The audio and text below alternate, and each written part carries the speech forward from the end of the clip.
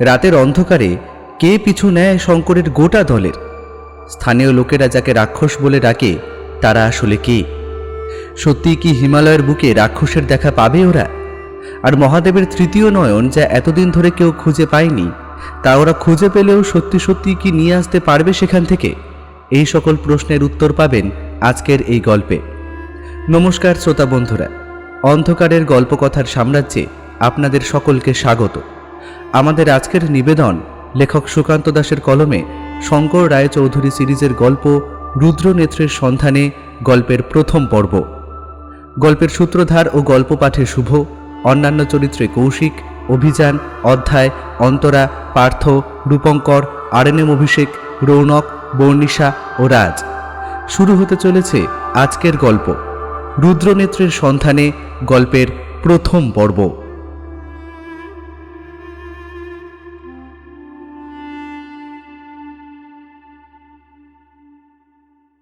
চিঠিটা বেশ কয়েকবার ঘুরিয়ে ফিরিয়ে দেখছিল শঙ্কর। প্রথমত তারিখ, ঠিকানা খুব বেশি লোকজন জানে না, আর দ্বিতীয়ত মিশর থেকে ফিরে এসে শঙ্কর সত্যিই ভেবেছিল বেশ কয়েকদিন বিশ্রাম নেবে। কিন্তু এই সমস্ত কিছুর মধ্যেই হঠাৎ করে পুরনো বন্ধু অর্জুন সেনের কাছ থেকে এই চিঠিটা পেয়ে কেমন যেন একটু অবাক হয়েছে। অর্জুন সেনের সঙ্গে শঙ্করের বন্ধুত্বটা ঠিক সাধারণ নয়। একবার কলকাতায় অর্জুন সেনের সঙ্গে তার দেখা হয়েছিল। সেখানেই কথায় কথায় শঙ্কর পরিচয় দেয় এবং অ্যামাজন অভিযানের সেই এলডোরাডোর কথা সামান্য খানেক বলে। কারণ অর্জুন সেন তখন একজন ইতিহাসবিদ।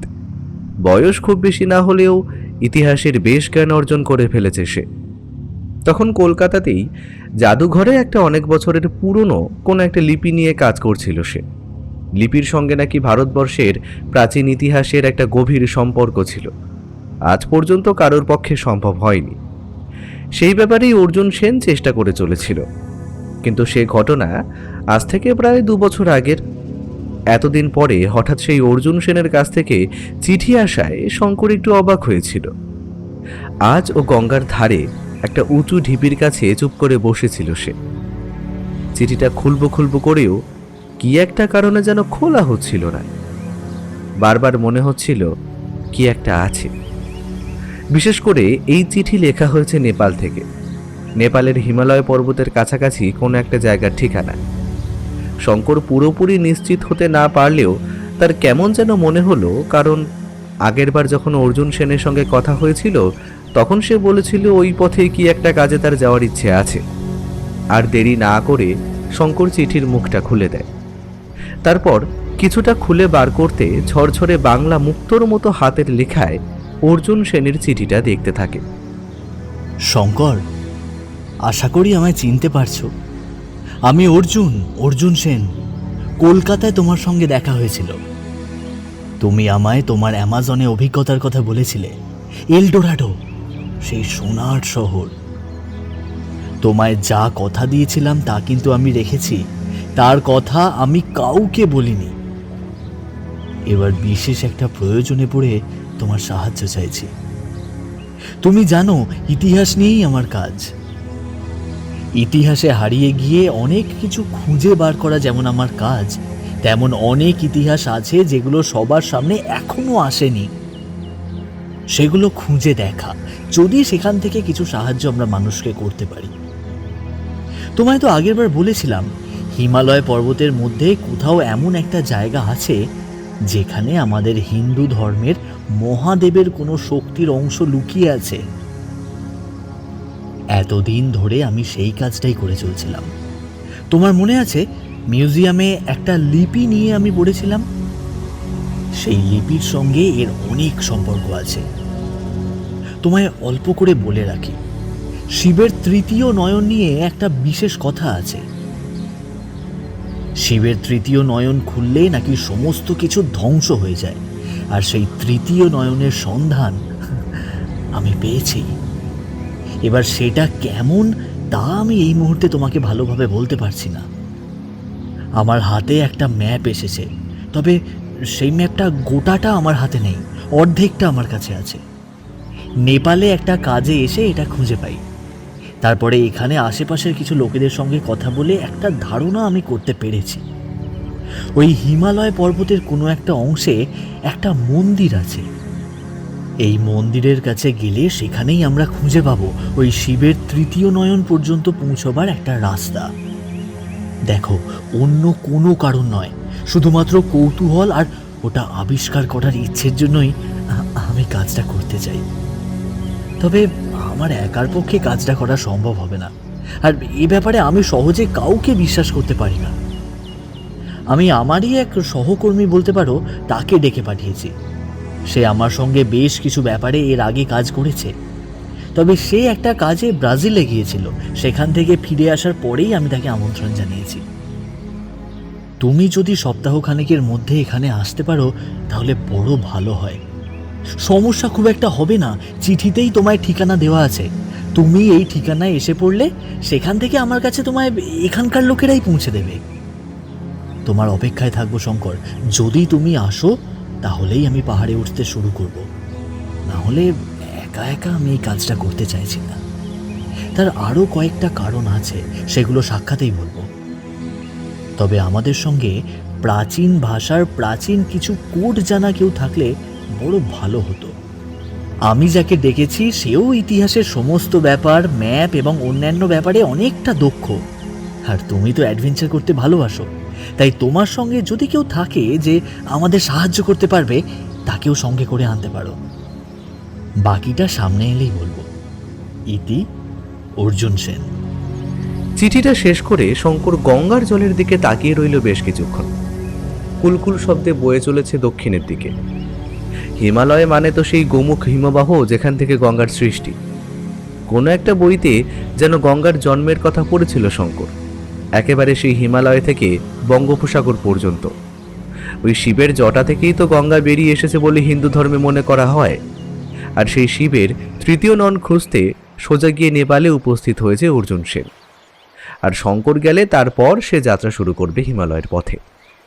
কথাটা ভেবেই শঙ্করের বুকের ভেতরটা কেমন যেন রোমাঞ্চিত হয়ে ওঠে। চারপাশে সাদা বরফ, সেই বরফের মাঝে হেঁটে চলার লম্বা লাঠি, পায়ে মোটা জুতো, গোটা শরীর মোটা পোশাকে আবৃত, শুধু চোখের ওপর একটা ভারী চশমা যা ঠান্ডা থেকে বাঁচতে সাহায্য করবে। তাছাড়া শঙ্কর শুনেছে রোদের আলো বরফের মধ্যে পড়ে সোজাসুজি চোখে গিয়ে পড়লে চোখের ক্ষতি হয়, তাই এই ধরনের চশমা ব্যবহার করা হয়। একটা গোটা দল বরফের মধ্যে লাঠি দ্বারা সামনের দিকে এগিয়ে চলেছে। আরও উপরে সামনের দিকে তাকালেই উপরের চূড়াটা দেখা যায়। এসব কথা ভাবতে ভাবতে শঙ্কর কেমন তন্ময় হয়ে পড়েছিল। হঠাৎ একটা ডাকে তার চোখটা খুলে যায়, আর সামনের দিকে তাকাতেই দেখতে পায় কতগুলো অর্ধউলঙ্গ ছেলে সামনের গঙ্গার ঘাটের দিকে জলে নেমেছে। তারপর জলে নেমে নিজেদের মধ্যে খেলা জুড়ে দিয়েছে। শঙ্কর আর বসে না সেখানে। একটু পরেই সন্ধে হয়ে আসবে। চিঠিটা হাতে তুলে নিয়ে পকেটে ঢুকিয়ে রাখে। তারপর আবার এগোতে থাকে তার সেই পোস্ট অফিসের দিকে। সেদিন রাতের দিকে অ্যানার ঠিকানায় চিঠিটা লিখেছিল শঙ্কর। যত দ্রুত সম্ভব চিঠি পাঠাতে হবে অ্যানা ফ্লোরিয়ান। তার সঙ্গে সঙ্গে অর্জুন সিংয়ের জন্য একটা চিঠি লিখে যে ঠিকানায় চিঠি এসেছিল সেই ঠিকানায় পাঠিয়ে দেয় সে। তারপর প্রস্তুত করতে থাকে নিজেকে শারীরিক এবং মানসিকভাবে। আগেরবার মিশরে যাওয়ার আগে বাড়ি থেকে ঘুরে এসেছিল, কিন্তু এবারে আর সেখানে যাওয়ার কথা ভাবল না।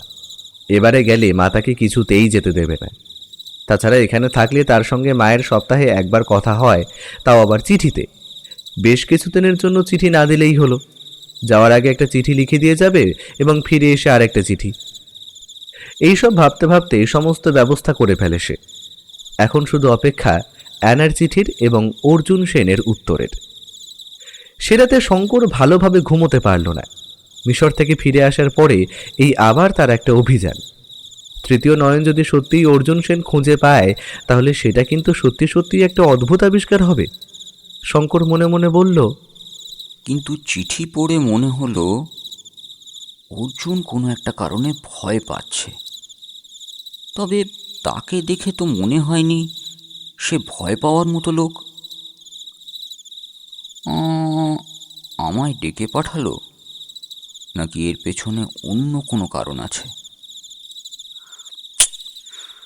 এখানে এসে অনেক কষ্ট করে আবার চাকরিটা আমি জোগাড় করেছি। এবার গেলে চাকরিটা থাকবে বলে মনে হয় না। মিশর থেকে ফিরে আসার পর অনেক তদবির করে চাকরিটা সে আবার ফিরে পেয়েছে। মাত্রই কয়েক মাস হয়েছে। এখন বেরিয়ে পড়লে ফিরে এসে চাকরি পাওয়া যাবে না, কিন্তু সাদা বরফের রাজ্য যেন তাকে হাতছানি দিয়ে ডাকছে। যতদূর দেখা যায় সেই বরফের মাঝে কালো পাথর দেখা যায়। উপরে তাকালে বুক বরাবর খাড়া উঠে গেছে অনেক উপরের দিকে। মাউন্ট এভারেস্ট পৃথিবীর সর্বোত্তম পর্বতশৃঙ্গ হলেও মাউন্ট এভারেস্ট না হোক, হিমালয়ে সে পা রাখবে এটাই বা কম কিসের।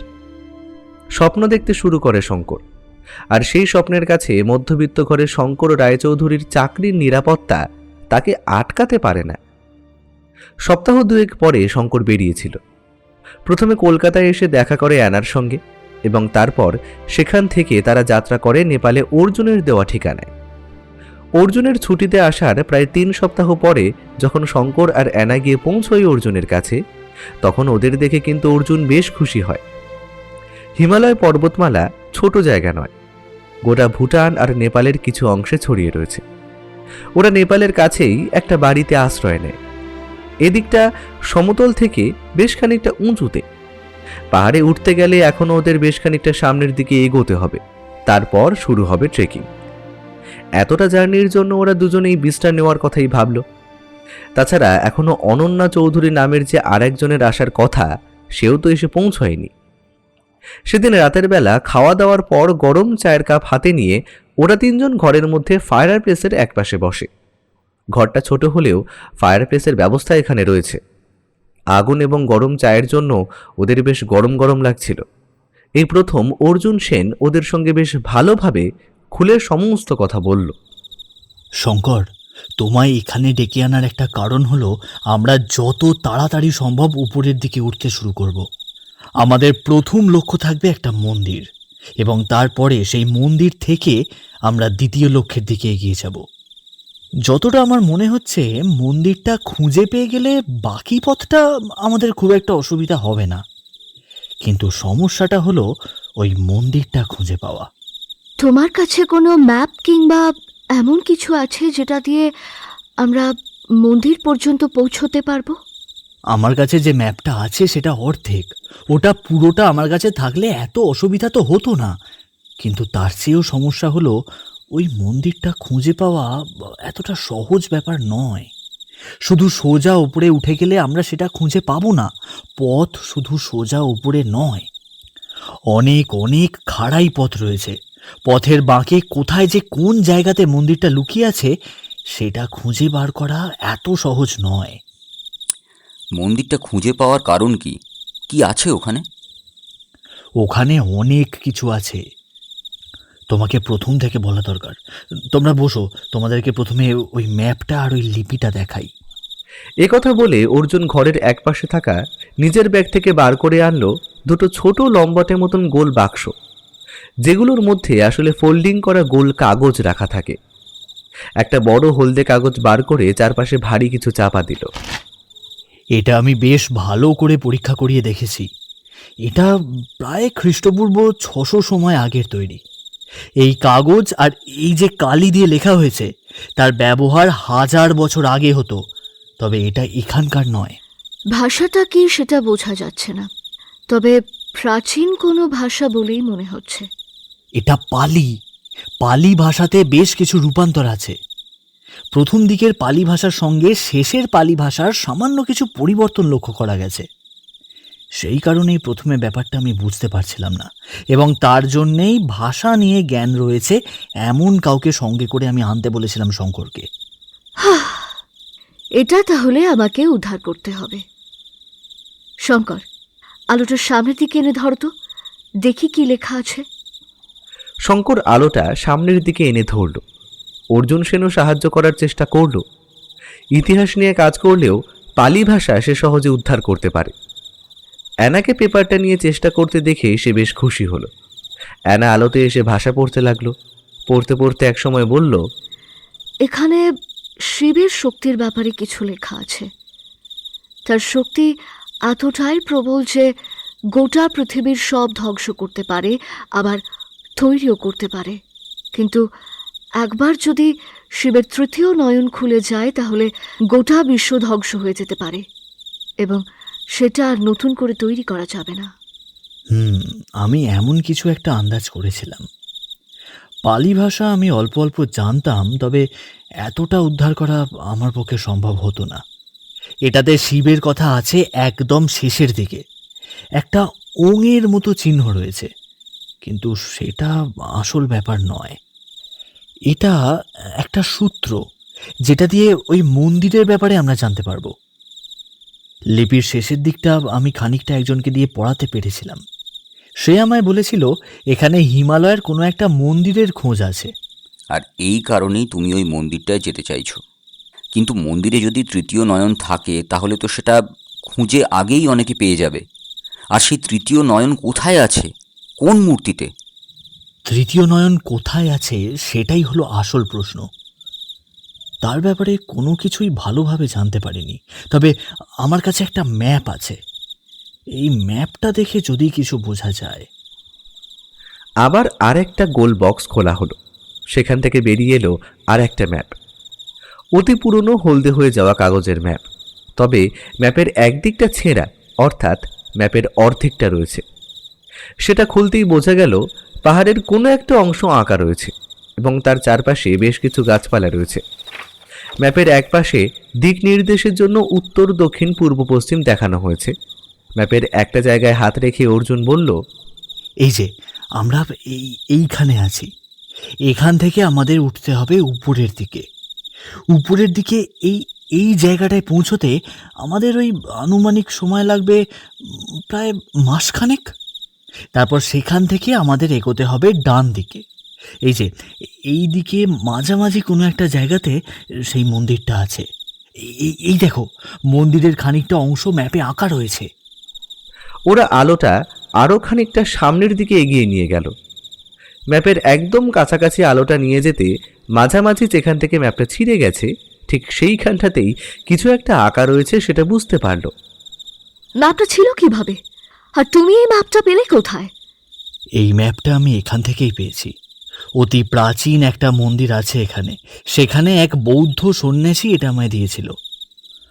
বড় অদ্ভুতভাবে আমি এটা পেয়েছিলাম, কিন্তু কিন্তু সেটা গুরুত্বপূর্ণ নয়। আসল গুরুত্বপূর্ণ হলো এই ম্যাপের পিছনের দিকটা। এই দেখো। অর্জুন ম্যাপটা উল্টে দিল। ম্যাপের পেছনের দিকে লেখা রয়েছে কয়েকটা কথা। ভাষাটা সংস্কৃত হলেও পড়তে অসুবিধে হয় না। यदा शिवस्य तृतीय नारायण उद्घाटयत तदा तस्य साधनं विना पुनः कोत्सि न जीवियति। পুরোটা লেখা নেই, তবে বাকিটা আমার হাতে লেখা। আমার মনে হয়েছে এখানে এমন কিছুই একটা লেখা ছিল, তাই বাকিটুকু আমি নিজেই তৈরি করে নিয়েছি। সমস্ত কিছুর মধ্যে শিবের তৃতীয় নয়ন রয়েছে, কিন্তু সেটা আসলে কি? শিবের তৃতীয় নয়ন তো এখানে অন্য কিছু বোঝাতে চাইছে। এমন কোনো একটা শক্তি যার ক্ষমতা আসলে অনেক। এ ব্যাপারে তুমি কি কিছু জানতে পেরেছো? এখানকার স্থানীয় মন্দিরে বৌদ্ধ সন্ন্যাসীদের কাছ থেকে সে ব্যাপারে এর চেয়ে বেশি কিছুই জানা যায়নি। তার ব্যাপারে জানতে হলে আমাদেরকে ওপরে যেতে হবে। তবে এতটুকু আমি বুঝতে পেরেছি যে এখানে এমন কিছু একটা আছে যেটা আসলে প্রচণ্ড শক্তিশালী, এবং সেই সমস্ত কিছুকে এই পাহাড় এবং পাহাড়ের আশেপাশের কোনো শক্তি এত বছর ধরে লুকিয়ে রেখেছে, যাকে সহজে খুঁজে পাওয়া যায় না। আর তার ব্যাপারে সমস্ত কিছু জানতে আমাদের ওই মন্দির পর্যন্ত পৌঁছতে হবে। মন্দিরে গিয়ে আমরা সমস্ত কিছু জানতে পারবো তার তো কোনো গ্যারান্টি নেই, কারণ এর আগে হয়তো আমাদের মতো অনেকেই সে চেষ্টা করেছে।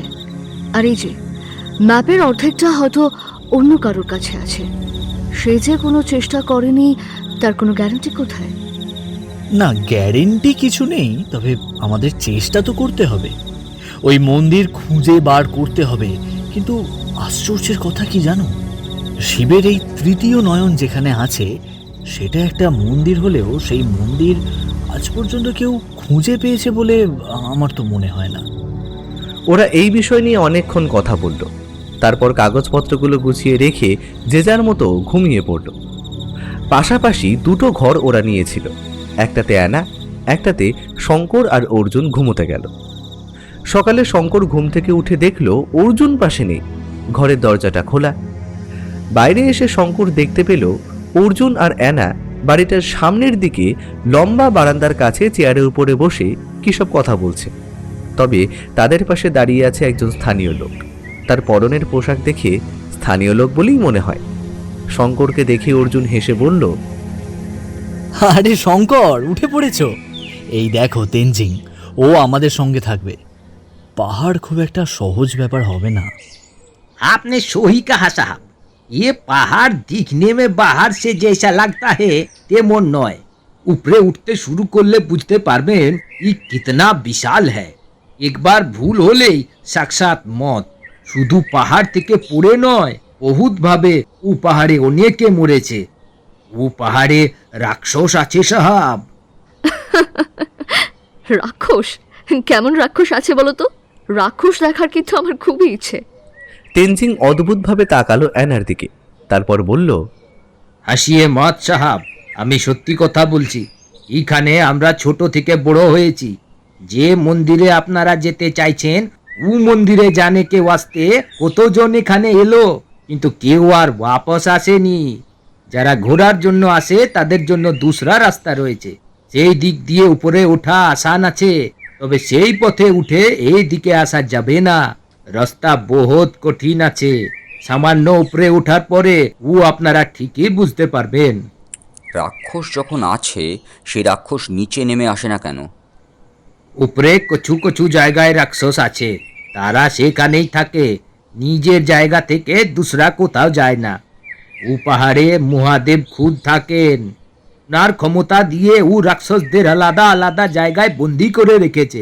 তাদের কাছে না যাওয়া পর্যন্ত ও লোক কারোর ক্ষতি করবে না। আর শুধু রাক্ষস নয়, এই পাহাড়ে কিন্তু শেরের ডোরও আছে। পাহাড়ি শের এদিক দিয়ে মাঝে মাঝে বেরিয়ে আসে। তাছাড়া আরো বহুত কিছু আছে। তুমি কি আমাদেরকে ভয় দেখাচ্ছ? তো তোমায় তো আমাদের সঙ্গে যাবার জন্য নিয়ে এসেছি। তুমি আমাদের ভয় দেখালে আমরা কিন্তু যাব না। আপ লোক না গেলে আমি আপনাদের থেকে পয়সা পাবো না, কিন্তু আপনাদের এখনো হুঁশিয়ার করে দিচ্ছি, ও পাহাড়ের রাস্তা কিন্তু ভালো নয়। এসে হি ও পথে কেউ যেতে চায় না। তাহলে তুমি আমাদের সাথে যেতে চাইলে কেন? এই সব দিকে এখন লোকজন কম আছে, উপরে ভি কেউ সহজে উঠে না। তাই আমাদের রুটি রোজি চলে না সাহাব। লোকেদের উপরে নিয়ে যায়, আর যা পাই তাই আমাদের পাওনা। তাই বাধ্য হয়ে हमके আসতে হয়েছে। आप लोग কবে যাবেন বলুন, हम हमारे साथ और একজনকে নিয়ে আসবো। আপনাদের কি আর কেউ আসবে? অর্জুন একটু চিন্তিত মুখে বলল, আসার তো কথা আছে, কিন্তু এখনো কেন এসে পৌঁছায়নি সেটাই বুঝতে পারছি না। তাহলে আর কয়েকটা দিন ইন্তজার করুন। আসমানের অবস্থা ভালো নয়। কাল परसों के अंदर बारिश আসবে মনে হয়। बारिश में এই রাস্তা একদম খারাপ। বারিশ তুফান হয়ে যাওয়ার পরে রোদ উঠলে তারপরে আমরা উপরে যাব। শঙ্কর বাড়িটার কাছে দাঁড়িয়ে সামনের দিকে তাকিয়েছিল। সামনের দিকে পথটা নেমে গেছে নিচের দিকে, তারপর আবার খাড়াই ওপরে। এই দিকে পাহাড়ের গায়ে সবুজ গাছের ঢল ওদের সামনে বেশ খানিকটা ঢালু খাদের মতো নেমে গেছে। ওদের এই জায়গাটা বেশ সমতল। আশেপাশে বেশ কয়েকটা বাড়িঘর রয়েছে, তবে সংখ্যায় খুব একটা বেশি নয়। এটা আসলে একটা ট্যুরিস্ট স্পটের মতো। কেউ ঘুরতে এলে এখানে থাকতে দেওয়া হয়। অর্জুন এখানে এসে সমস্ত ব্যবস্থা করে নিয়েছিল। তাছাড়া অর্জুন সরকারি কাজে এখানে এসেছে, এই সমস্ত ব্যবস্থা করতে তাকে বেশি বেগ পেতে হয়নি। তেনজিংয়ের কথা কিন্তু সত্যিই হলো। পরদিন সকাল থেকেই বৃষ্টি শুরু হলো, আর সেই ফাঁকে শঙ্কর তার ঘরে বসে কলকাতা থেকে কিনে আনা হিমালয় সম্পর্কিত একটা বই পড়তে লাগলো। বইয়ের এক জায়গায় সেই অভিযাত্রী লেখক লিখেছে, ওদিকে সাদা বরফ ছাড়া আমাদের চোখ তখন আর কিছু দেখতে পাচ্ছে না। শরীর ক্লান্ত হয়ে আসছে। এত কিছু গরম জামা কাপড় পরে থাকার পরেও মনে হচ্ছে ঠান্ডা যেন কোথা থেকে ভেতরে এসে ঢুকছে। হাতে গ্লাস থাকার পরেও হাত ঠান্ডা হতে শুরু করেছে। মাঝে মাঝে মনে হচ্ছিল কোনো প্রয়োজন নেই, ফিরে যাই যদি কোনো বিপদ হয়ে যায়। তাছাড়া আমরা সংখ্যায় কম। একজন বেশ খানিকটা উপরে উঠে আসার পরে ফিরে গেছে। তবে আমাদের সঙ্গে যে ছিল সে খুব দ্রুত ফিরে যাওয়া লোকটাকে নামিয়ে দিয়ে আবার ফিরে এসেছে আমাদের কাছে। আমরা 3 জন আর তাকে নিয়ে 4 জন। সামনের দিকে একটা বেশ খাড়াই একটা পথ দেখা যাচ্ছে, তবে আমরা কিন্তু সেই দিকে যাব না। এখানে মাঝে মাঝে বরফের মধ্যে স্লাইড থাকে, না বুঝে সেখানে পা ফেললে পা পিছলে যেতে পারে। তাছাড়া সবচেয়ে বড় ভয় তুষারপাত। মাঝে মাঝে বরফের চাই আলগা হয়ে যায়, তখন উপর থেকে বরফ গড়িয়ে পড়তে থাকে নিচে। একবার সেই তুষারের মধ্যে পড়লে আর ফিরে পাওয়া যায় না। কিন্তু আমাদের তার মধ্যে পড়তে হয়নি। তবে এর মাঝে একদিন একটা বাঘের ডাক শুনতে পেয়েছিলাম।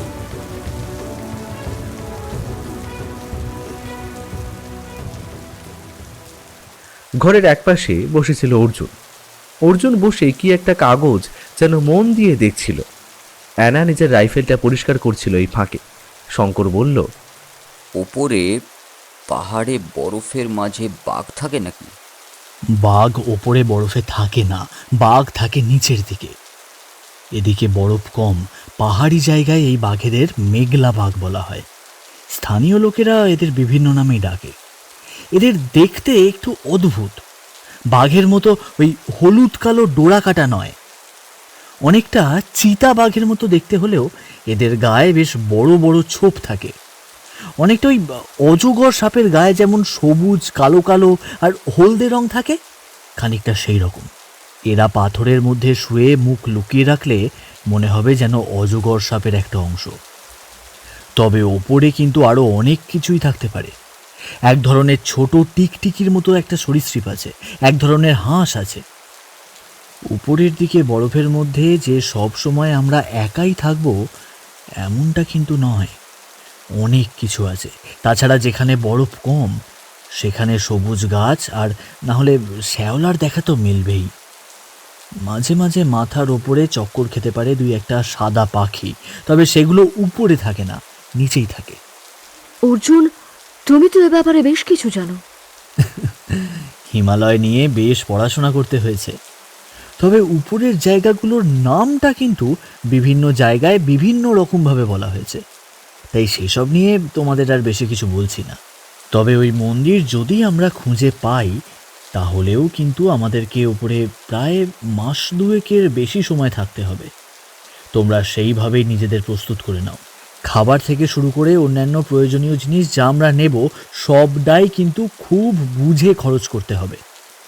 তোমরা যেহেতু অভিযাত্রী তাই তোমাদেরকে এসব বলার কোনো প্রয়োজনীয়তা নেই, তবুও তোমরা আমার ডাকে এখানে এসেছো, তাই তোমাদেরকে দেখা আমার কর্তব্য।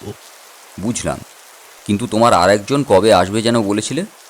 অনন্যা রায়, আজই তার চলে আসার কথা। তেনজিংকে নিচে পাঠিয়েছি, তেনজিং ওকে নিয়ে ঠিক চলে আসবে। অ্যানা ততক্ষণে বন্দুক পরিষ্কার করে ফেলেছিল। সে বারান্দায় রেলিংয়ের কাছে গিয়ে দাঁড়ালো। নিচের দিকে খাদে বৃষ্টি পড়ছে। বৃষ্টির সময় এই দিকটা বেশ ভালোই লাগে। পেছনের ঢাল দিয়ে বাইরের দিকে তাকালে একটা উঁচু পথ রয়েছে। সেই পথ দিয়ে লোকজন মাঝে মাঝে যাতায়াত করে, তবে এই দিকে বেশি লোকজন আসে না বলে ফাঁকা থাকে বেশিরভাগ সময়। আর সেই পথটাই আস্তে আস্তে প্রথমে ঢালু হয়ে নিচে নেমেছে, তারপর আস্তে আস্তে উঠে গেছে উপরের দিকে। অনেকটা দূরে হিমালয়ের খানিকটা অংশ চোখে পড়ে। যতদূর চোখ যায় ততদূর লম্বা হিমালয়। অনন্যা রায় এসে পৌঁছলো সেদিন বিকেলের দিকে, যখন শঙ্কর নিজের ঘরে বসে বই পড়ছিল। অ্যানা আর অর্জুনের সঙ্গেই তার প্রথম পরিচয় হলো। অর্জুন, আমি আমি আমি দুঃখিত। আসলে বিভিন্ন কারণে আমার ব্রাজিল থেকে একটু বেরোতে দেরি হয়ে গিয়েছিল। কলকাতায় এসে যখন তোমার চিঠিটা পেলাম তখন অলরেডি 1 সপ্তাহ হয়ে গেছে, তাই সমস্যা হলো। তবে তোমরা তো এখনো কিছু শুরু করনি দেখছি। এই তো তোমার জন্যই আমরা অপেক্ষা করছিলাম। যে ম্যাপটা আমরা পেয়েছি সেটার অর্ধেকটা না বুঝে কিছু শুরু করা যাবে না। তোমার জন্য অপেক্ষা করছি। তুমি যদি এটা দেখে আমাকে কিছু বলো। আর তাছাড়া হিমালয়ের এই অংশটা তো তুমি বেশ ভালোই চেনো, তুমি তো এদিকে এর আগেও এসেছো। এসেছি, কিন্তু তাই বলে আমার ওপর ভরসা করে কোনো লাভ নেই, কারণ আমি খুব বেশি দূর পর্যন্ত যাইনি। ওপরে নামজুম কৈলাস বলে একটা জায়গা আছে, ওখানে একবার গিয়েছিলাম, তবে ওটা বেশ খানিকটা পূর্বের দিকে। আর যেখানের কথা বলছো সেটা এখান থেকে সোজা উত্তরে, অর্থাৎ ওপরের দিকে। তবে অসুবিধে হবে না, আজকের দিনটা একটু অপেক্ষা করতে হবে। আচ্ছা, কাল কিছু করা যাবে না? এখানে তো বৃষ্টি শুরু হয়েছে, এখনো টানা 2 দিন চলবে, তারপরেই যা হবার হবে। পরিচয় করিয়ে দিই, ও হলো আনা। শঙ্করের সঙ্গে এখানে এসেছে আমাদের কাজে ও সাহায্য করবে। প্রাচীন ভাষা এবং কোডিং নিয়ে ও বেশ পারদর্শী। এর আগে শঙ্করের সঙ্গে ও কয়েকটা অভিযানে গেছে। তাহলে তো ভালোই হলো। আর তুমি ইতিহাসের দিকটা দেখলে, শঙ্কর দেখবে আমাদের যাত্রা, আর ভাষা আর কোডিং দেখবে আনা। বাকি যেটুকু দেখার সেটুকু আমি দেখব। বেশ ভালোভাবে শুরু করতে চাই। শুধু শুধু একটা রিস্ক নিয়ে তারপর কোনো কিছুই হবে না, তাতে কোনো লাভ নেই। যাই হোক, এখন আর এসব ভেবো না। তুমি বরং খেয়ে নাও, বিশ্রাম করো, এসব পরে দেখা যাবে। সেদিন অনেক রাত পর্যন্ত শঙ্কর বই পড়েছিল। সন্ধ্যের দিকে এই বাড়িটার যে সমস্ত কাজকর্ম করে কিংবা রান্না বান্না করে, সে এসে একবার বলেছিল দরজা বন্ধ করে তাড়াতাড়ি ঘুমিয়ে পড়তে। এলাকায় নাকি বাঘ বেরিয়েছে। মাঝে মাঝেই উপরের দিক থেকে বাঘ নিচে আসে। তবে শঙ্কর ওসব নিয়ে খুব বেশি ভাবে না। অনেক রাত পর্যন্ত বইপত্র পড়ছিল সে। ঘরের মধ্যে একটা মোমবাতি জ্বলছে। অর্জুনের ঘুমের সমস্যা হবে বলে যে হ্যারিকেন থাকে সেই আলোটা সে নিভিয়ে দিয়েছিল। এক মনে সে হিমালয়ের বইটা পড়তে পড়তে একসময় মনে হলো কোথায় যেন একটা গরম নিঃশ্বাসের শব্দ শুনতে পাচ্ছে। অন্যমনস্কভাবেই মনে হয়েছিল অর্জুনের নাক ডাকার শব্দ হতে পারে। নাক ডাকার শব্দ কি এমন হতে পারে? অন্যমনস্ক ছিল তাই এসব ব্যাপারে ভাবছিল না। সে তখন পড়ে চলেছিল, আমাদের চোখের সামনে যারা উপরে উঠছিল তাদের মধ্যে একজনের পা পিছলে গেল। ওরা দড়ি দিয়ে একে অপরের সঙ্গে নিজেদের বেঁধে রেখেছিল। একজন তখনও ঝুলছে, বাকি তিনজন তখন কোনো রকমভাবে হাত আর পায়ের সাহায্যে পাথরের একটা অংশ আঁকড়ে ধরে রয়েছে। একটা চিৎকার ভেসে এলো আমাদের কানে। মৃত্যুর মুখে দাঁড়িয়ে থেকে কেউ যেন চিৎকার করে চলেছে। মুহূর্তের মধ্যে মনে হলো মাথার ভিতরটা কেমন যেন ঘুরে উঠল। কি মনে হতে একবার পিছনের দিকে তাকিয়ে দেখলাম, আমরা যে পথ ধরে উঠেছিলাম সেটা খাড়া নয়, সামান্য ঢাল রয়েছে। তবু সেই পথের পিছনের দিকে তাকাতে যা দেখলাম তাতে বুকের ভিতরটা কেমন যেন করে উঠল। পাহাড় নেমে গেছে নিচের দিকে, বহু দূরে চোখ চলে গেল। তবে ততক্ষণে রোদ মাথার উপরে উঠতে শুরু করেছে। আমরা আজ সকালে যাত্রা শুরু করেছিলাম তাড়াতাড়ি। সূর্যের আলো তখনও ফোটেনি, রোদ উঠল। আমরা বিশ্রাম নিতে পারি সামনের দিকে, সেখানেই আমরা বিশ্রাম নেব। ওই তো একটা গুহার মতো দেখা যাচ্ছে না? না, ওখানে দুজন বসে আছে বলে মনে হচ্ছে। আমরা এগোতে শঙ্কর এতটাই পড়তে পারল। তারপর যেন মনে হলো কিছু শব্দ হলো, কিন্তু এত রাতে আর কারোর থাকার কথা নয়। পাশের ঘরে অ্যানা আর অনন্যা রায় দুজনেই ঘুমিয়ে পড়েছে। তাছাড়া অর্জুনের ঘুম বেশ গভীর। শঙ্কর এদিক ওদিক মুখ ঘুরিয়ে তাকালো। তারপর বুঝতে পারল যে শব্দটা হয়েছে সেটা আসলে জানলা খোলার শব্দ। জানলার সামনে যাদের আলোটাকে আড়াল করে যে দাঁড়িয়ে রয়েছে সেটা কোনো মানুষ হতে পারে না। শঙ্করের এক হাতে বই, এক পাশে টেবিলের উপরে রাখা মোমবাতি, এবং মোমবাতির পাশে রাখা রয়েছে একটা ছুরি। রিভলভার রয়েছে, কিন্তু সেটা ব্যাগের মধ্যে। ঘরের ভেতরে রিভলভার নিয়ে বসে থাকতে হবে এমন চিন্তা সে করেনি। তখন অল্প আলো জ্বলছে। বাইরে থেকে ঠান্ডা হাওয়া হুড়মুড় করে এসে ভেতরে ঢুকছে। শঙ্করের মনে হলো জানালাটা বোধহয় বন্ধ করতে সে ভুলে গিয়েছিল।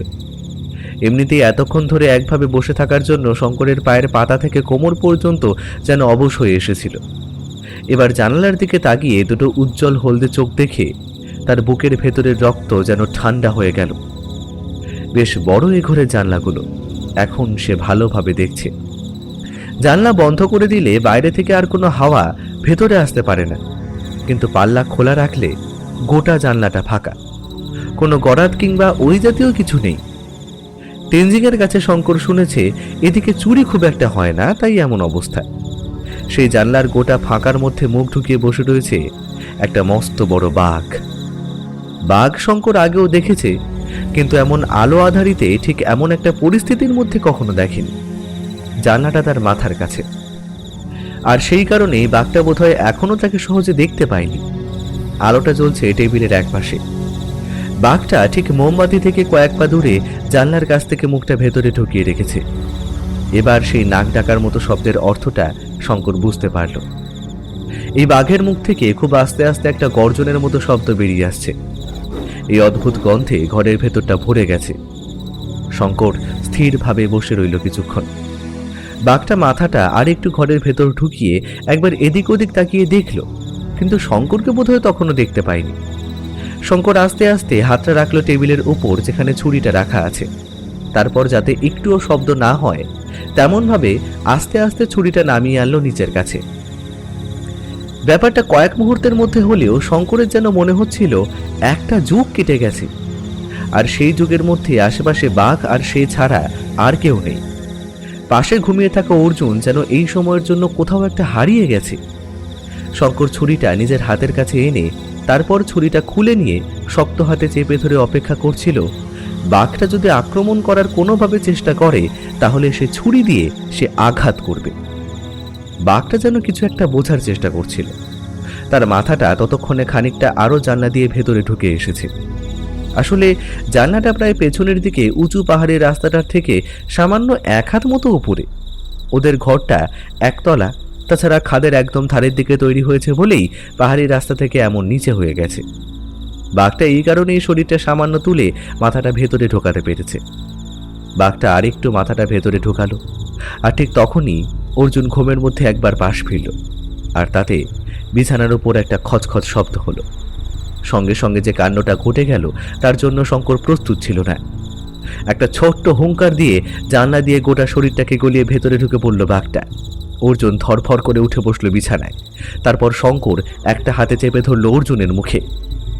অর্জুন সামনের দিকে তাকিয়ে বিস্ফারিত চোখে দেখল মেঝের উপর বসে দুটো হলুদ চোখ তাদের দিকেই দেখছে।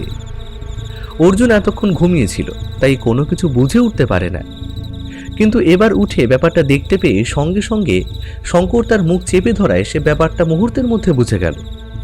শঙ্কর তার মুখ থেকে হাতটা সরিয়ে ফেলেছে, কিন্তু কিছু একটা খুঁজতে লাগলো সে। বিছানার উপরে তো আর কিছু পাওয়া যাবে না। ততক্ষণে শঙ্করের হাত মোমবাতির কাছে। বাঘটার গায়ে খোলা জানলা থেকে বাইরে চাঁদের আলো এসে পড়েছে। চাঁদের আলোয় ঘরের ভেতরটা আরো বেশি ঠান্ডা লাগছে। জানলা দিয়ে বাইরের ঠান্ডা হাওয়া এসে ঢুকছে। বাঘটা দুটো হলুদ চোখে একভাবে তাকিয়ে আছে শঙ্করের দিকেই, কারণ মোমবাতিটা তখন শঙ্করের পাশে জ্বলছে। শঙ্কর এক দৃষ্টিতে তাকিয়ে রইল বাঘের হলদে চোখের দিকে। তারপর আস্তে আস্তে হাতটা বাড়িয়ে মোমবাতির জ্বলতে থাকা শিখাটাকে দুটো আঙুল দিয়ে নিভিয়ে দেওয়ার সঙ্গে সঙ্গে একটা গর্জন করে বাঘটা ঝাঁপিয়ে পড়ল শঙ্করের ওপর। শঙ্কর তৈরি হয়েছিল। অর্জুন মুহূর্তের মধ্যে একটা কাজ করে ফেলল। বিছানার উল্টো দিক থেকে একটা ঝাঁপ দিয়ে চলে এলো পায়ের কাছে। শঙ্কর সঙ্গে সঙ্গে লাফিয়ে পড়ল নিচের দিকে। বাঘটা ঝাঁপিয়ে পড়ল ওদের বিছানার ওপর। বিছানাটা খুব বেশি শক্তপোক্ত না হলেও খারাপ নয়, তবুও বাঘটা ওভাবে গিয়ে ঝাঁপিয়ে পড়ায় বিছানার কাঠের একটা অংশ মরমর শব্দ করে ভেঙে যায়। এদিকে শব্দ শুনে পাশের ঘর থেকে অনন্যা আর অ্যানা দুজনেই ছুটে এসেছে। বন্ধ দরজার ওপর ধাক্কা দিয়ে অনন্যা বলল, কি হলো? তোমাদের ঘর থেকে শব্দ শুনলাম মনে হলো। কি হয়েছে বলো তো? ওদের তখন কথা বলার মতো অবস্থা কারোরই নেই। অর্জুন দরজার একপাশে গিয়ে ছিটকে পড়েছিল। সেখানে দেওয়ালের সঙ্গে সেটে রইল সে, আর শঙ্কর ছুরিটা হাতে নিয়ে বিছানার একপাশ থেকে উঠে দাঁড়িয়ে বাঘটার দিকে তাকিয়ে রইল। কিছুই করার মতো নেই। শঙ্কর আস্তে আস্তে বলল, অ্যানা, অ্যানা, তাড়াতাড়ি নাও, তাড়াতাড়ি গিয়ে বাইরে লোকেদের খবর দাও যে বাঘ ঘরের ভিতরে ঢুকে পড়েছে। কথাটা শুনে ওরা দুজনে ভীষণ ভয় পায়। ওরা তাড়াতাড়ি সেখান থেকে বেরিয়ে এলো। এখান থেকে কাছের বাড়িটাও বেশ খানিকটা যেতে হয়। রাতের বেলা এখানে কেউ থাকে না।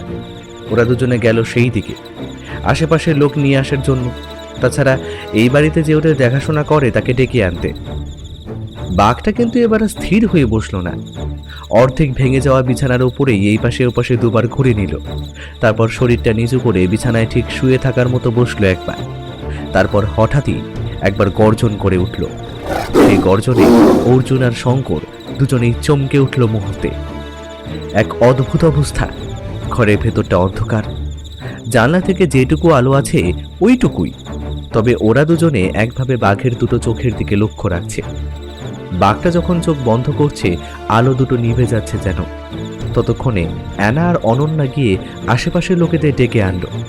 একে তো বাঘ বেরিয়ে এসেছে বলে সকলেই তৈরি হয়েছিল। এবারে খবরটা পেতেই ওরা ছুটে এলো সবাই। বাইরে থেকে কে একজন চিৎকার করে বলল, দরজাটা খুলে দাও। এই বাঘ আগুনকে ভয় পায়, আর এত লোকজন দেখলে সহজে সামনে আসবে না। অর্জুন সেটাই করল। এক ঝটকায় লাফিয়ে উঠে দরজার শেকলটা খুলে দিতে গেল। ঠিক তখনই বাঘটা ঝাঁপ দিতে গেল অর্জুনকে লক্ষ্য করে। এই সুযোগের অপেক্ষাতেই ছিল শঙ্কর। বাঘটা যেই অর্জুনকে লক্ষ্য করে ঝাঁপ দিয়েছে, শঙ্কর চিৎকার করে উঠে বলে, অর্জুন সরে যাও! শঙ্করের চিৎকার শুনে অর্জুন শেকলের কাছ থেকে হাত সরিয়ে একপাশে সরে গেল। আর তার সঙ্গে সঙ্গে একটা গর্জন করে বাঘটা দরজা ভেঙে বাইরে গিয়ে পড়ল। বাইরে বারান্দার ওপাশে একটুখানি হেঁটে গেলে হয়তো তারপরেই খাদ নিচের দিকে নেমে গেছে তা। বাঘের গায়ের উপর ঝাঁপিয়ে পড়ে ছুরিটা গেঁথে দিয়ে শঙ্কর পড়েছিল তার গায়েতেই। হুড়মুড় করে দরজা ভেঙে যখন বাঘটা বেরিয়ে গেল, দরজার কাছ থেকে সবাই সরে গেল একপাশে। আর ওরা পাল্টে খেয়ে গিয়ে পড়ল দোতলার ব্যালকনির সেই রেলিংয়ের কাছে।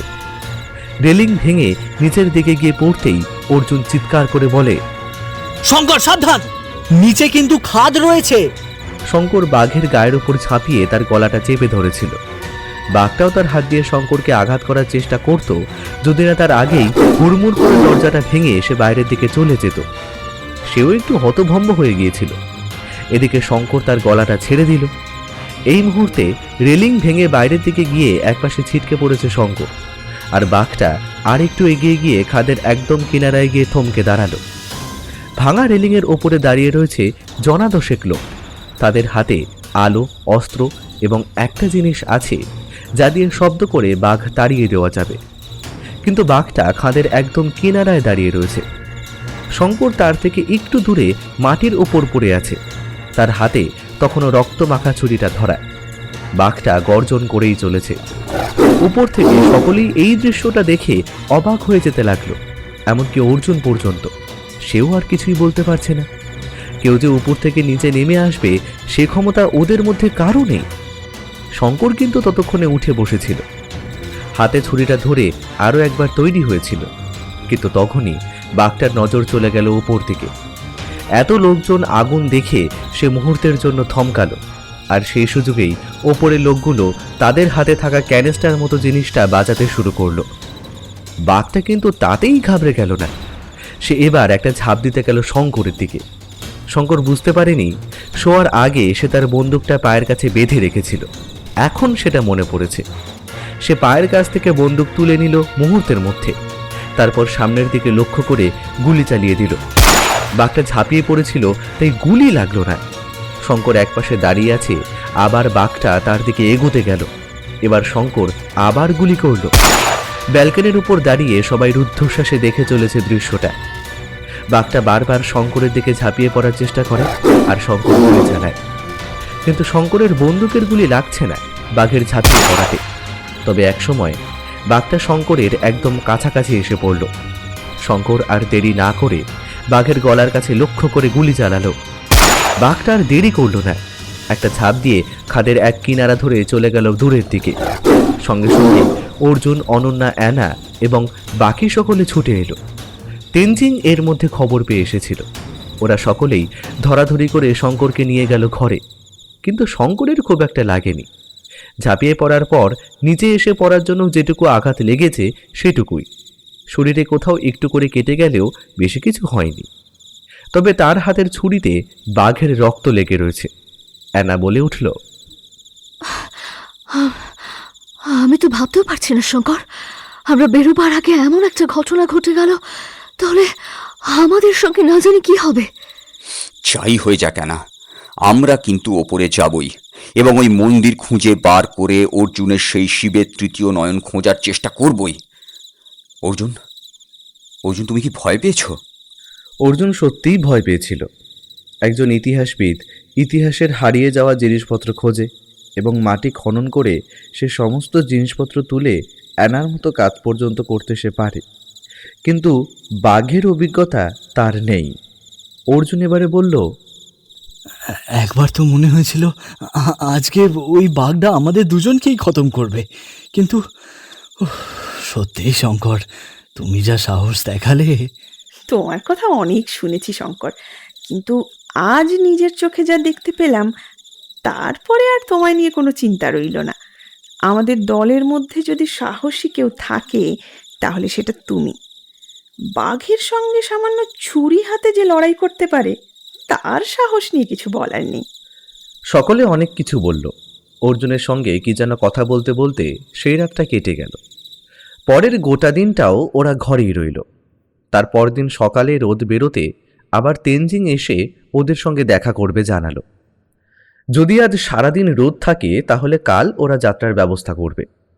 তেনজিংয়ের সঙ্গে পরদিন সকালে যে ওদের কাছে এলো তার নাম চিমা।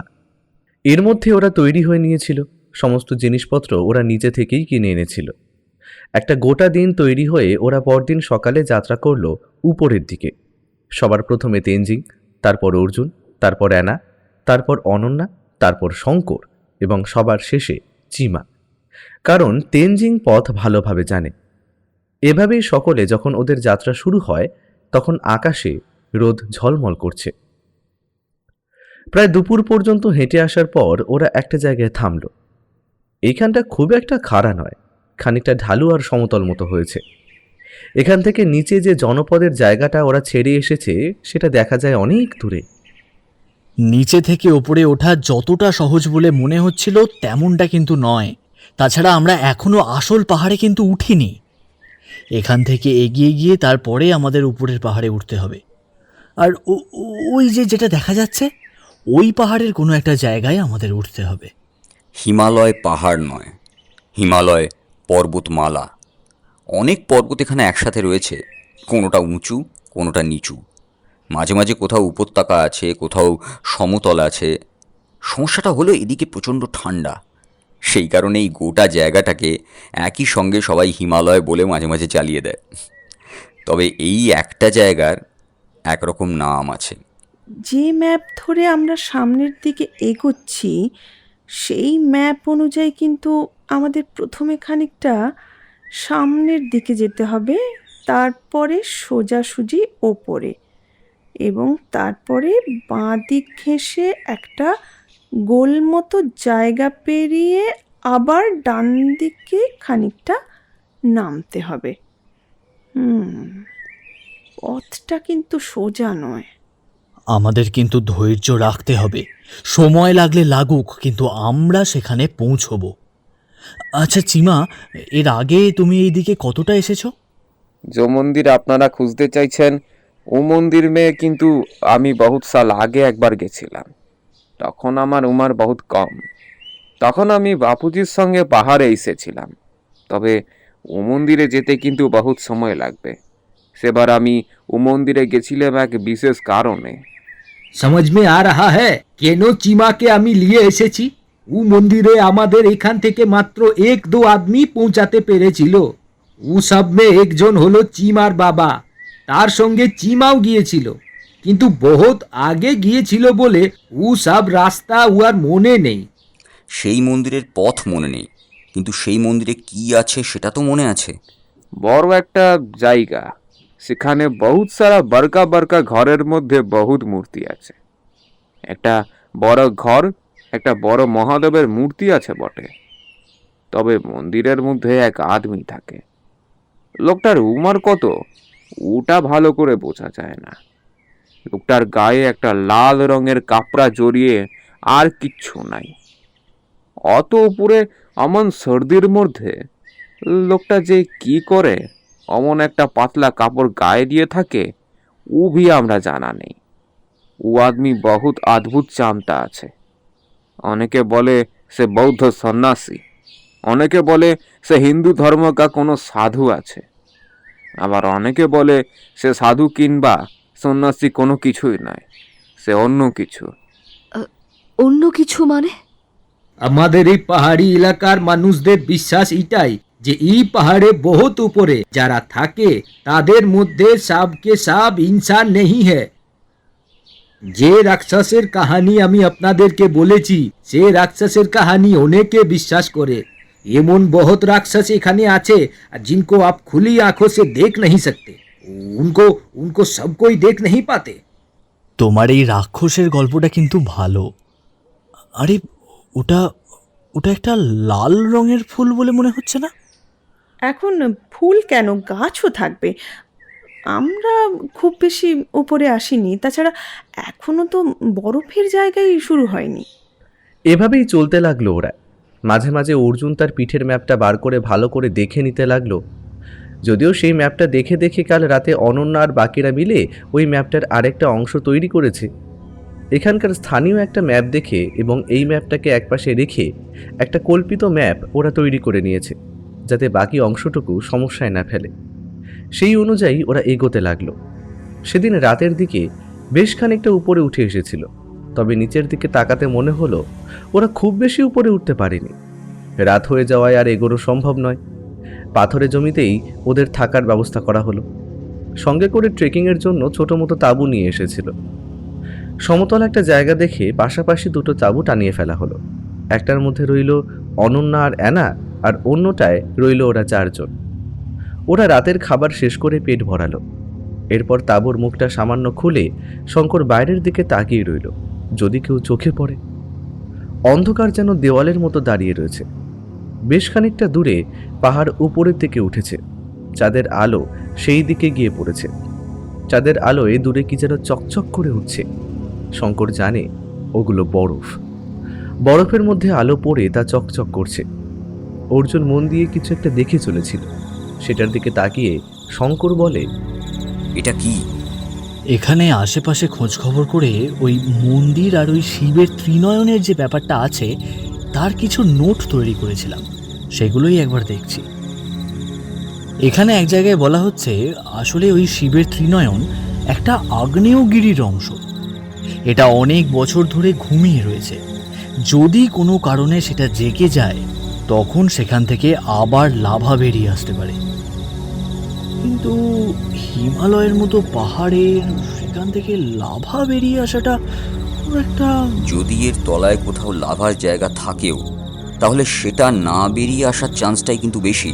কারণ ভুল করছো, ঠান্ডা এলাকাতে কিন্তু সেই চান্সটা সব থেকে বেশি রয়েছে, কারণ উপরে ঠান্ডা এবং নিচে থাকছে গরম। তাই এই পরিবর্তনটাই কিন্তু লাভা বেরিয়ে আসার কারণ।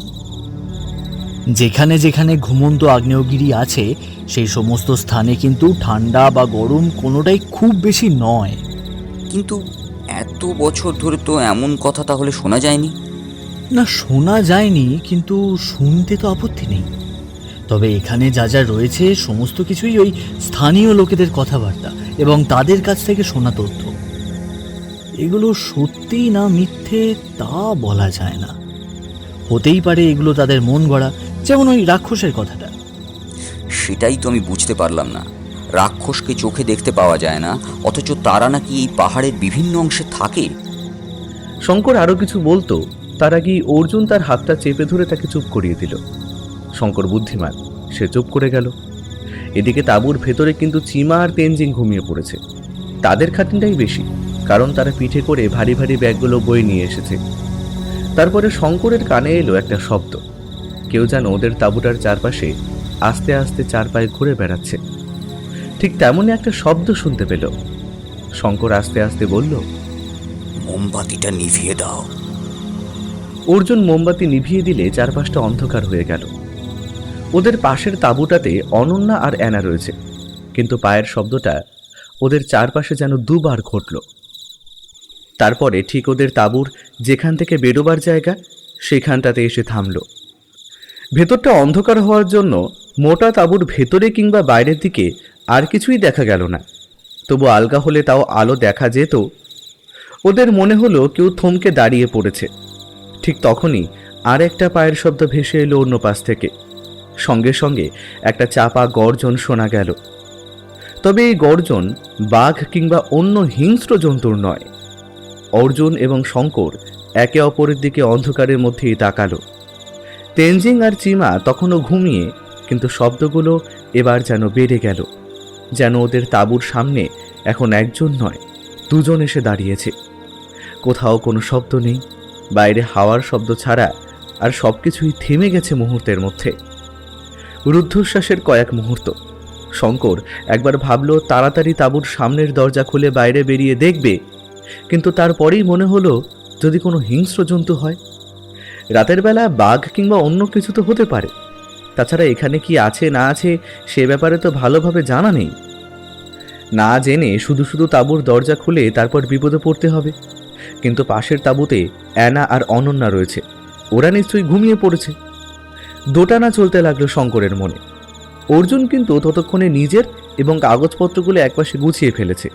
তারপর কোমরের কাছে গুজে রাখা রিভলভারটা বার করে চাপা স্বরে বলল, একটা কাজ করো, আমি রিভলভারটা নিয়ে তাঁবুর এক পাশে থাকবো। বাইরে যদি কাউকে দেখতে পাই তাহলে গুলি চালাবো। বাইরে যে দেখা যাবে তার তো কোনো গ্যারান্টি নেই। গুলি চালাতে হবে না, তার চেয়ে বরং একটু অপেক্ষা করো। পায়ের শব্দ তো আর শোনা যাচ্ছে না। তখনই আবার সেই খসখস শব্দ যেন ওদের তাঁবুর কাছ থেকে পাশের তাঁবুর দিকে এগোতে লাগলো। এবার কিন্তু আর দেরি করল না শঙ্কর। তাড়াতাড়ি নিজের রাইফেলটা বার করে নিল তাঁবুর ভেতর থেকে। তারপর টর্চ হাতে ধরে একটা হ্যাচকা টানে সামনে তাঁবুর একপাশ উঠিয়ে বাইরে আলো ফেলল। কোথাও কিছুই নেই, চারপাশটা ফাঁকা। এদিকে ওদিকে তাকিয়েও কিছুই দেখতে পেল না। অবাক হয়ে গেল শঙ্কর। ততক্ষণে অর্জুন বাইরে বেরিয়ে এসেছে। ব্যাপারটা কি হলো বলো তো? এইমাত্র মনে হলো কে যেন আমাদের তাঁবুর চারপাশে ঘুরে বেড়াচ্ছে, অথচ বাইরে বেরিয়ে কাউকে দেখতে পেলাম না। যদি কেউ থাকতো, সে গেল কোথায়? যেই আসুক না কেন, সে খুব তাড়াতাড়ি উপরের দিকে চলে গেছে। নিচের দিকটা এখান থেকে চাঁদের আলোতে অল্প হলেও দেখা যায়। উপরের দিকে বেশ একটা বাঁক রয়েছে, তাছাড়া বড় বড় পাথরের চাঁইও রয়েছে। আমরা এমন একটা জায়গায় আশ্রয় নিয়েছি যেখানে বিপদ কম হবে। থাক, বাইরে যখন কিছু নেই তাহলে শুধু শুধু বাইরে থাকার দরকার নেই। অর্জুন ভেতরে এসে ঢুকল। শঙ্কর তাঁবুতে ঢুকতে ঢুকতে দূরের দিকে একবার চোখ তুলে তাকালো। দূরের দিকে একটা বেশ উঁচু মতো পাথর রয়েছে। চাঁদের আলোয় পাহাড়ি জায়গাটুকু কালো অন্ধকার মনে হলো। পাথরের উঁচু জায়গাগুলো চাঁদের আলোতে দেখা যায়। এক মুহূর্তের জন্য যেন মনে হলো এখান থেকে বেশ খানিকটা দূরে একটা বড় পাথরের চায়ের উপরে কে যেন দাঁড়িয়ে রয়েছে। এক মুহূর্তের জন্য শঙ্করের চোখে পড়ল বেশ খানিকটা দূরে ভালোভাবে দেখা যাওয়ার কথা নয়, তবুও শঙ্করের এক মুহূর্তের জন্য যেন মনে হয়েছিল। টর্চের আলোটা যখন দূরের দিকে ফেলল, অমনি দেখতে পেল বড় উঁচু মতো পাথরটার উপরে কেউ যেন দাঁড়িয়ে আছে। তখনই পেছন থেকে অর্জুন ডাক দিল, শঙ্কর, ভেতরে চলে এসো, বাইরে ভীষণ ঠান্ডা, আমাদের শীতের পোশাক পরা হয়নি, তাড়াতাড়ি এসো। ওরা দুজনে তাঁবুর ভেতরে এসে ঢুকল। তাঁবুটা বন্ধ করে দিতে শঙ্কর বুঝতে পারল বাইরে সত্যিই ভীষণ ঠান্ডা ছিল। পাথরের উপর কেউ একটা দাঁড়িয়ে ছিল বলে মনে হলো। সেটা কে, আর যদি সেটা সত্যিই কেউ হয়, তাহলে সেই কি এসেছিল ওদের তাঁবুর কাছে, যে এতটা দূরে এতটা অল্প সময়ের মধ্যে যেতে পারে? ততক্ষণে অর্জুন আবার ডায়েরিটা খুলে বসেছে। সে নিজের মতো পড়তে লাগলো। স্থানীয় লোকেদের অনেকের মতে শিবের তৃতীয় নয়ন আসলে একটি মূল্যবান রত্ন, যেটা পাথরের মধ্যে কোথাও চাপা পড়ে আছে। সেটা এই হিমালয় পর্বতের কোনো এক গভীর দুর্গম জায়গায় রয়েছে। সেখান থেকে ওটা কেউ আনতে পারবে না। পৃথিবীর সর্বশক্তিমান ওই পাথরের ক্ষমতা। শঙ্কর শুয়ে পড়ল। চোখ বন্ধ করার আগের মুহূর্তেও অর্জুনের কথাগুলো ভেসে আসতে লাগলো তার চোখে।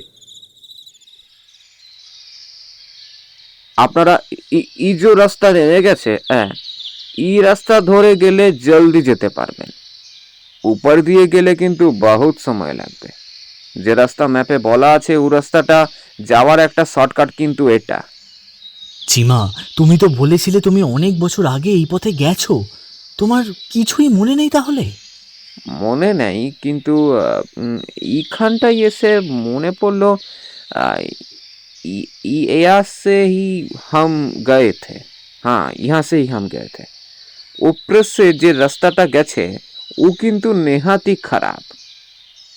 সেখানে রাস্তি ছাড়া উপরে ওঠা যাবে না, আর এই রাস্তাটা নিচের দিকে গিয়ে ঘুরে ঢালু হয়ে উপরে উঠেছে। চিমা যখন বলছে তাহলে ওই পথেই যাওয়া যাক। আচ্ছা অর্জুন, আমরা যে এখানে এই সময় আসব, কিংবা আমরা যে ওই শিবের তৃতীয় নয়নের পথে যাচ্ছি, এই খবরটা আমরা ছাড়া আর কেউ জানে? দেখো শঙ্কর, আমার কাজটা সরকারি তরফ থেকে হলেও এই সমস্ত কাজগুলো আমি একটু গোপনভাবেই করি, যাতে সহজে আমায় কোনো বিপদে পড়তে না হয়। সরকারি তরফেও তো ভেতরে ভেতরে অনেক কিছুই থাকে, আর এই সমস্ত আবিষ্কার তো ছোটোখাটো নয়।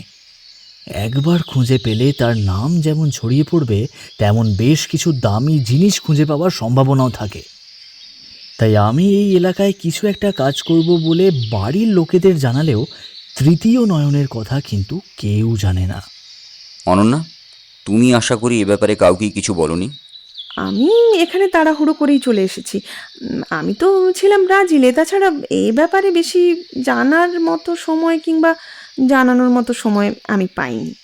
কিন্তু আমার কেন জানি না মনে হচ্ছে যে কেউ আমাদের উপর লক্ষ্য রাখছে। এই পাহাড়ের রাক্ষস আমাদের উপর লক্ষ্য রাখছে। ওরা ঠিক বুঝতে পেরেছে আমরা মহাদেবের তিসরা নয়নের খোঁজে যাচ্ছি, আর তার জন্য ও লোক हमारे ऊपर नजर रखे हुए हैं।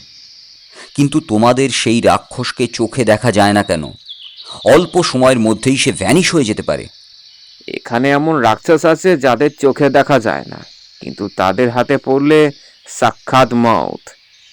তারা পাহাড় থেকে নিচে ফেলে দেয়। চিমা কিন্তু এবার ভীষণ ভয় পেয়ে গেল। তবুও ওর কথায় ওরা নিচু পথ, অর্থাৎ সামনে যে পাহাড়ি পথ উপরের দিকে উঠেছে সেটায় না গিয়ে নিচে একটা ঢালু পথ দিয়ে সেই পাহাড়ের পেছনের দিকে যাত্রা শুরু করলো। দেখতে দেখতে প্রায় সপ্তাহখানেক হয়ে গেল। যত ওরা উপরের দিকে উঠছে ততই ঠান্ডা বাড়তে লাগলো। তবে এখনও ওদের পথ চলা বেশ কয়েক সপ্তাহ বাকি। সেদিন ওরা প্রথম বরফের কাছাকাছি এসে পড়ল।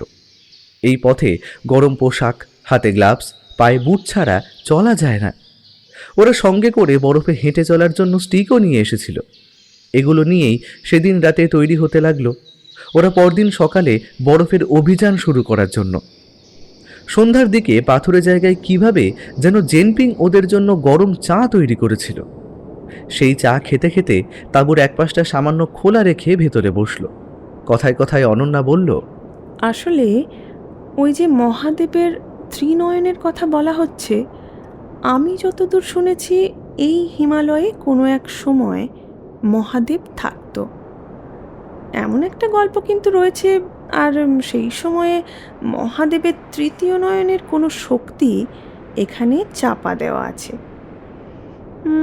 এখানকার লোকেরা কিন্তু মিথ্যে কথা বলেনি।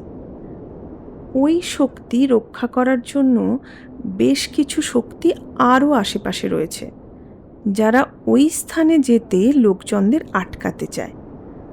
আর শুধু তাই নয়, সেই পথে ভুলভুলাইয়া এবং পাহাড়ি বিপদও রয়েছে অনেক। এতটা উপরে নিশ্চয়ই কোনো জন্তু জানোয়ার থাকতে পারবে না। তাদের হাত থেকে আমাদের কোনো বিপদ নেই।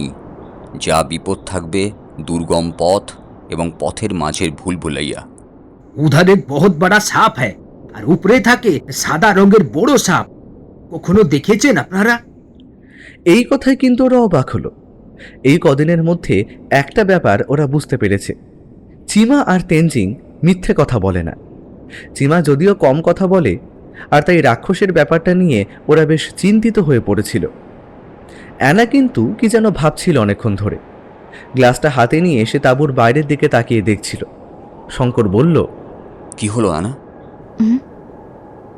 কিছু না, ভাবছি বাবা যদি থাকতো তাহলে বাবাকে এখানে নিয়ে আসতে পারতাম। বাবা আমার পাহাড়ি জায়গা খুব ভালোবাসতো। তাছাড়া এমন একটা অ্যাডভেঞ্চারের কথা শুনলে বাবা নিজে থেকেই তোমাদের সঙ্গে যোগ দিত। তাকে আমিও মিস করছি। সে যে একজন সত্যি সত্যি সুদক্ষ অ্যাডভেঞ্চারার ছিল সেটা আমি নিজেও বুঝতে পেরেছিলাম। কিন্তু এটা তোমায় ভুলতে হবে আনা। সামনের দিকে এগোতে হবে।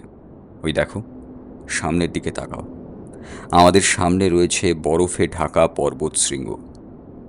ওইখানে আমাদের যেতে হবে। অ্যানা সামনে বরফের দিকে তাকালো। চাঁদের আলো বরফের গায়ে ছিটকে এসে আলো ছড়িয়ে দিচ্ছে চারপাশে। এর পরের এক সপ্তাহ ওরা বরফের পথে চলতে লাগলো। চলতে চলতে অনেকটা উপরে উঠে আসার পরে ঠান্ডা ওদের কাবু করে ফেলল। তারপরেই চিমার কিন্তু পথ মনে পড়তে লাগলো। 2 সপ্তাহের মাথায় ওরা এসে পৌঁছলো সেই মন্দিরের কাছে। এই মন্দিরটা খুঁজে না পাওয়ায় একটা কারণ শঙ্কর বুঝতে পেরেছিল। ওরা উঠতে উঠতে মন্দিরটা ছাড়িয়ে আরও বেশ খানিকটা উপরের দিকে উঠে চলে এসেছিল। তারপরে চিমার কি একটা মনে পড়ে যায়। আবার সামান্য ডান দিকে গিয়ে উপরের দিকে উঠে এসে বাদিকের পথ ঠিক যেখানে ম্যাপে আঁকা রয়েছে সেভাবেই, কিন্তু সেই পথটা আসলে পাথরের বরফের উপর দিয়ে নয়, বরফের মাঝে একটা ছোট্ট আশ্চর্য গুহা পথ রয়েছে। সেই গুহা পথটা বাইরে থেকে দেখা যায় না। বাইরে থেকে দেখলে মনে হয় একটা গর্ত মতো জায়গা রয়েছে। সেখানটায় এসে দাঁড়িয়ে চিমা অনেকক্ষণ ধরে কি যেন ভাবলো। ইলাকা কেমন চেনা চেনা বলে মনে হচ্ছে। अब लागत है कुछ है यहाँ। याद करके देख। তুমি তুমি আস্তে আস্তে ভাবো ভাবো চিমা। আমাদের ম্যাপ বলছে আমাদের এই পথেই কোথাও থেকে বাঁ দিকে নিচের দিকে নামতে হবে, কিন্তু এখান থেকে বাঁ দিকে কোনো পথ নেই। ডান দিকে ঢালু জমি, সামনে পেছনে দুদিকেই সেই একই পাহাড় মতো রয়েছে। উপরের দিকে উঠতে গেলে আমাদের দড়ি দিয়ে আস্তে আস্তে উঠতে হবে, কিন্তু বাঁ দিকে যাওয়ার মতো পথ এখানে নেই। চিমা চোখ বন্ধ করে দাঁড়িয়ে রইল সেই খোদল মতো জায়গাটার কাছে। শঙ্কর, অ্যানা, অর্জুন তিনজনেই সেই বরফের জায়গার মাঝে এদিকে ওদিকে ছড়িয়ে দাঁড়িয়ে রইল। কিছুই বোঝা যাচ্ছিল না। এমন সময় শঙ্কর বলল, চিমা, ভালো করে দেখো, এখান থেকে নিচের দিকে নামার পথ কোথায় রয়েছে। নিচের দিকে নামার পথ মানে আমাদের এই বরফের বুক চিরে নিচের দিকে নামতে হবে। কিন্তু সেই মন্দির তো এতটা নিচে বরফের ভিতরে থাকতে পারে না। সেটা নিশ্চয়ই এমন কোনো জায়গায় আছে যেটা একটা উপত্যকার মতো জায়গা। এই পাহাড়ের মধ্যেই কোথাও ঢালু হয়ে একটা উপত্যকা তৈরি হয়েছে। पता है, पर সেখানে বরফ পৌঁছাতে পারে না। সেখানে টোটাল এলাকা কালো পাথর দিয়ে তৈরি, কিন্তু রাস্তাটা। চিমা, তেনজিং এবং বাকি সকলেই অধৈর্য হয়ে পড়তে লাগলো একটু একটু করে, কারণ ততক্ষণে সন্ধে নেমে এসেছে। ওরা সেই বরফের মতো জায়গাটার ভেতরে গিয়ে ঢুকলো। তারপর জামা কাপড় এবং তাঁবুর চাদর সমস্ত কিছু জড়িয়ে রেখে সেই রাতের মতো আশ্রয় নিল সেখানে। অনেক রাতের দিকে চিমার ঘুমটা ভাঙে। তার ঘুম ভালোভাবে হচ্ছিল না। এখানে আসার পরই তার বারবার বাবার কথা মনে পড়ছিল। সেবার সে এখানে সত্যি এসেছিল এবং এইখানে এসে কিছু যেন একটা হয়েছিল। এইসব ভাবতে ভাবতে সে অন্ধকারে সামনের দিকে হেঁটে যায়। যে গর্তের কাছে ওরা আশ্রয় নিয়েছিল সেই গর্তটা বেশ বড়, সব জায়গাতেই বরফ আছে। এবার চিমা একটা অদ্ভুত কাজ করলো। সে গর্তের একপাশে বরফের গায়ে হাত রাখলো। হাতে গরম গ্লাভস থাকার পরেও কেমন যেন ঠান্ডা বলে মনে হলো। হাতড়াতে সে দেওয়াল ধরে এগোতে লাগলো ভেতরের দিকে। কাজটা যে কত বিপদের সেটা চিমা নিজেও জানে। অন্ধকারের মধ্যে বরফের মধ্যে একদমই পথ চলা ঠিক নয়। তার উপর এমন একটা অচেনা জায়গায় যে কোনো জায়গায় বরফ নরম হয়ে থাকতে পারে, তাছাড়া বরফের গায়ে পিছলে পড়ে যাওয়ার সম্ভাবনা রয়েছে। অন্ধকারে একবার বরফের মধ্যে পড়ে গেলে সে কিছুতেই বাঁচতে পারবে না। চিমার কেমন যেন জেদ চেপে গেছিল। হাতড়াতে সে গোটা ঘরটা প্রায় ঘুরে ফেলল। তারপর একটা কথা মনে পড়তেই কেমন যেন একটু অবাক হলো। গোটা দেওয়ালটাই মসৃণ, কিন্তু মাঝে মাঝে একটা জায়গায় কেমন যেন মনে হয়েছিল দেওয়ালটা একপাশে সামান্য বেঁকে আছে। আবার পেছন দিকে এলো, আর তারপরেই সেই জায়গাটা উদ্ধার করতে পারল। আসলে দুটো সাদা পাথরের দেওয়ালের মাঝে বেশ খানিকটা ছোট জায়গাটা এমনভাবে আছে যে বাইরে থেকে সাদা বরফ দুটো দেখে একই রকম মনে হয়। জায়গাটা দিয়ে ভেতরে হাত ঢুকিয়ে চিমা বুঝতে পারল সেখানটা দিয়ে একটা মানুষ গলে যাওয়ার মতো জায়গা আছে। আর সঙ্গে সঙ্গে তার বাবার সঙ্গে এই পথে আসার কথা তার মনে পড়ে যায়। খুশি মনে চিমা ফিরে গেল তাদের শোয়ার জায়গায়। তারপর অপেক্ষা করতে লাগলো সকাল হওয়ার জন্য। পরদিন সকালে কিন্তু সবার যখন ঘুম ভাঙল, তখন চিমার আবিষ্কৃত সেই পথ দেখে সকলেই খুশি হলো। শঙ্কর হাসি মুখে বলল, তেনজিংয়ের বুদ্ধির বাহবা দিতেই হবে। তোমাকে না নিয়ে এলে এই পথের কথা আমরা কিছুতেই জানতে পারতাম না। কিন্তু এতদিন আগে তুমি ওই পথে গিয়েছিলে কেন? আমার মায়ের তবিয়ত বহুত খারাপ ছিল। বাবা বলতো ও পথে ও মন্দিরে যেতে পারলে সেখান থেকে মায়ের জন্য ওষুধ আনা যাবে। এই ওষুধ এনে মা পুরোপুরি ঠিক হয়ে গেছিল। ওসব কথা তেনজিংও জানে। শুধু আমি না, এ কথা এখানে অনেকেই জানে, কিন্তু ও মন্দিরে সহজে কেউ যেতে পারে না। আমরা জিতনা রাস্তা হেঁটে এসেছি উতনা রাস্তাও কেউ আসেনি। তাছাড়া আমি তো এ পথে পহলি বার এলাম। কথাটা তেনজিং মিথ্যে বলেনি। আমরা এতটা পথ যে কিভাবে এসেছি সে কথা কিন্তু আমরা জানি। মাঝে মাঝে মনে হচ্ছিল যে থাক, আর প্রয়োজন নেই, দম বেরিয়ে আসছে, কিন্তু তবুও কি যেন একটা অদ্ভুত শক্তি মনে হয় আমাদের ওপর দিকে টেনে নিয়ে যাচ্ছিল। অর্জুন আর কিছু বলল না, শুধু অনন্যাকে একটু চিন্তিত বলে মনে হচ্ছিল। সে ভাবছিল সত্যি সত্যি কি এই পথে গিয়ে ওদের কাজ হবে? আসলে কি সেই মন্দিরে গিয়ে ওরা সেই মহাদেবের তৃতীয় নয়ন পর্যন্ত যাওয়ার আরেকটা রাস্তা খুঁজে পাবে? সে ফাটলের মতো পথ ধরে ওরা এগোতে লাগলো, আর এগোতে এগোতে বুঝতে পারলো জায়গাটা বড় অদ্ভুত। বরফ এখানে উপরের দিকে ধারালো সূচের মতো জমে আছে। যে কোনো মুহূর্তে উপর থেকে সেই বরফের টুকরোগুলো নিচে এসে পড়লে গায়ে গেঁথে পর্যন্ত যেতে পারে। কিন্তু দেওয়ালের বরফগুলো ঝুরঝুরো হাতে লাগবেই, সেগুলো জোরে জোরে নিচের দিকে পড়ে যাচ্ছে। ওরা সেই পথে একজন একজন করে সামনের দিকে এগোতে লাগলো। এবার প্রথমে চিমা, তারপর বাকি সকলে এবং সবার শেষে তেনজি। এই পথে কিন্তু প্রায় অনেকক্ষণ সময় লাগলো। সোজা চলতে চলতে পথটা কখনো ডান দিকে বেঁকেছে, কখনো বাঁদিকে, কখনো ঢালু হয়ে নিচের দিকে, আবার কখনো উপরের দিকে। একটা কথা ওরা বেশ ভালোই বুঝতে পারল, এই পথে কেউ একা এলে এতক্ষণ ধরে পথ চলার ভয়তেই তার হয়তো কিছু একটা হয়ে যেত। একসময় বাধ্য হয়েই অর্জুন বলে উঠল, চিমা, আর কতক্ষণ? আর হাঁটতে পারছি না যে। তাছাড়া জায়গাটা এত সরু,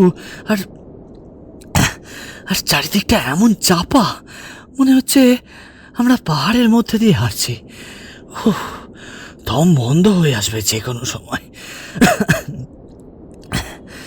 সত্যি সত্যি আমরা পাহাড়ের মধ্যে দিয়ে হাঁটছি।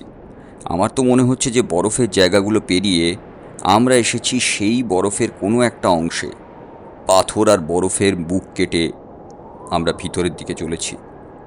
যে কোনো সময় দুদিকের রাস্তা বন্ধ হয়ে গেলে আমরা এই হিমালয় পাহাড়ের এই অংশটায় কোথাও একটা থেকে যাব।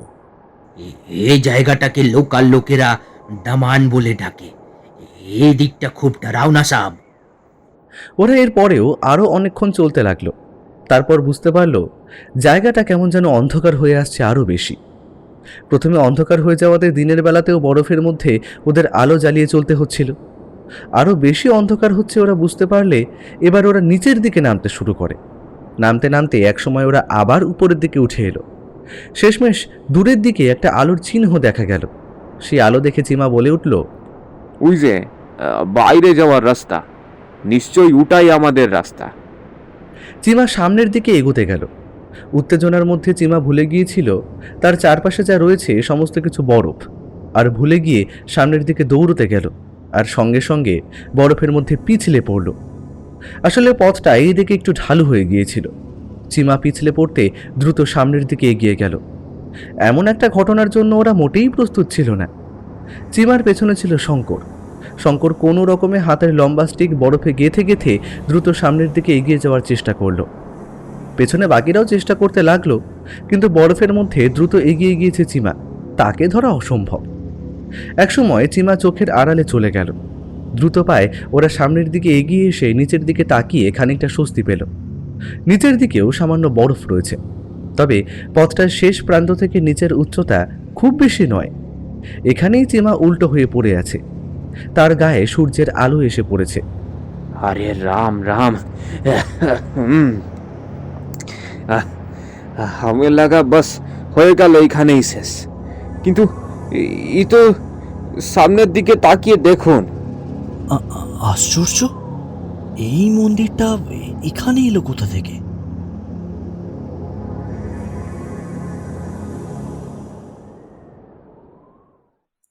শেষ হলো গল্পের প্রথম পর্ব। আগামী পর্ব আসছে আগামীকাল। শুনতে থাকুন অন্ধকারের গল্পকথা।